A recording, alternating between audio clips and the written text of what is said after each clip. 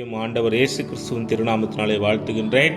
இந்த நாளிலே சிந்திக்கின்ற திருமறை வசனம் மத்தேயு 7ஆம் அதிகாரம் 1ஆம் வசனம். நீங்கள் குற்றவாளிகள் என்று தீர்க்கப்படாதபடிக்கு மற்றவர்களை குற்றவாளிகள் என்று தீர்க்காதீர்கள். அன்புக்குரியவர்களே, ஒருவரை வெல்ல வேண்டுமென்றால், ஒரு எதிரியை அழிக்க வேண்டுமென்றால், ஒருவர் பயன்படுத்துகின்ற கடைசி ஆயுதம் அவரை குறித்த அவதூறுகளை பரப்புவது, வீண் பழிகளை சுமத்துவது, அவரை பழித்துரைப்பது, அவருடைய பெயரை கெடுப்பது. ஒருவர் மீது அவதூறுவதை பரப்புவதை போன்ற கொடிய செயல் வேறென்றும் இருக்க முடியாது. எப்போது மனித மனம் பிறரை குறித்த நல்லதை எண்ணுவதை காட்டிலும் கேடானதை சிந்திக்கிறது. ஆனால் ஆண்டவராக இயேசு கிறிஸ்து தன்னுடைய திருப்பணியிலே எல்லா நிலையிலும் நன்மை செய்து கொண்டே இருந்தார்.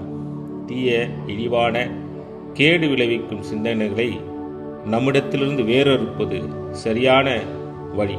தீமைக்கு பதில் நன்மை செய்வதே சிறப்புக்குரியது. தோட்டத்தில் உள்ள களைகளை சுத்தம் செய்வது மட்டும் போதாது. அதற்கு பதிலாக தோட்டம் முழுவதும் இடைவெளி இல்லாமல் பூச்செடிகளை நட்டு வைக்க வேண்டும்.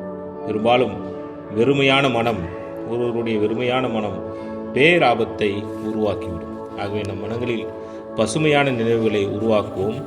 ஆண்டவராக இயேசு கிறிஸ்துவை மையப்படுத்துவோம். அப்போது நம்முடைய வாழ்வு சிறப்புக்குரிய வாழ்வாய் இருக்கும். கடவுள் நம்மை ஆசீர்வதிப்பாராக.